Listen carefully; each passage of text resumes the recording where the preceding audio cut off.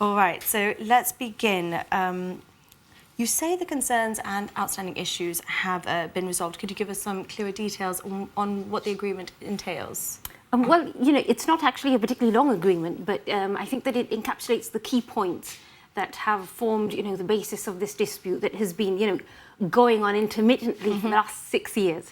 So quite important for us. I think the first thing that it does is it protects the ITLD as regards having further functions, roles and responsibilities taken away. So in a sense, what it does is it preserves the integrity of the department. Within the agreement, there's this obligation on the government to bring the complement of the department back up to full complement. So that means that there's going to be a recruitment for 4 posts. Hopefully that is set to start anytime soon.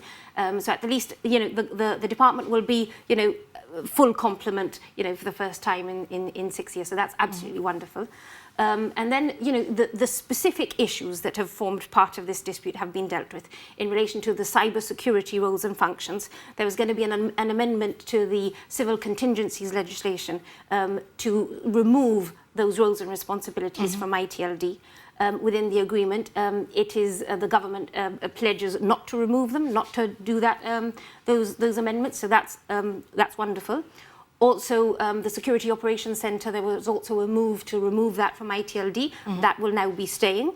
And, to future-proof, because I think that, one of the things that we've been very, very clear on is the fact that, we want this to come to an end once and for all, not have sort of a patch-up job and then, in 6 months' time, we're declaring a dispute once again. So to future-proof this, we've incorporated within the agreement certain forums so that, any future problems hopefully can be resolved within these forums. One is for future resourcing, one that includes the GGCA and the Office of the Chief Minister, and then for the National Cyber Command that encapsulates all the stakeholders for cyber security. It is within the agreement. It is set in stone, well, in stone as much as it can be, I suppose, that the director of ITLD will attend these meetings with a further ITLD officer from the relevant section. So some future-proofing in place. Absolutely. Wendy, you've used quite strong language in the past to describe the situation. You've accused the government of an insidious campaign in the past, and the government has also disagreed with you on some of your statements. So would you say you were wrong on some of those, or have all your concerns now been listened to?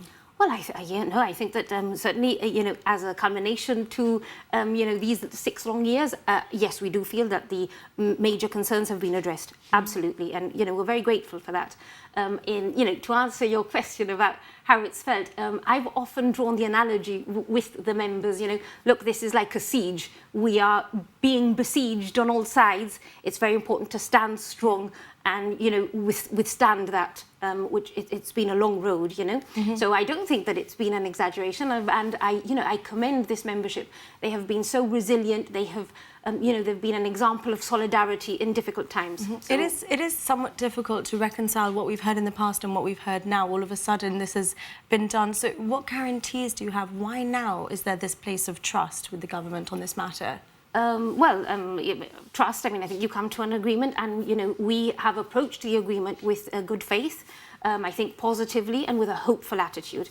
So I think that, our concerns have been met within this agreement, and we feel that, we don't feel that the government would breach the agreement in any way.